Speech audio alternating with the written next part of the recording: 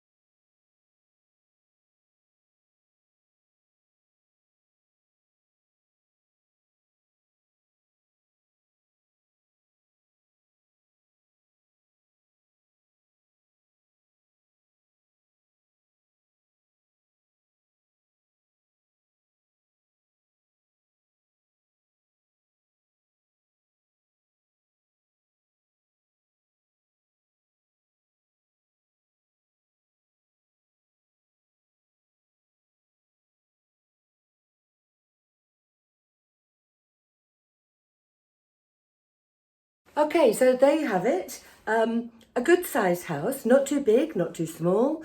Certainly a project in a very good location, back out of the town. So, and you can get down there really easily, no steps coming up. Nice and easy for lorries to deliver building material, which is a big consideration when you've got a large project. And this is indeed a project. You're going to have everything to do.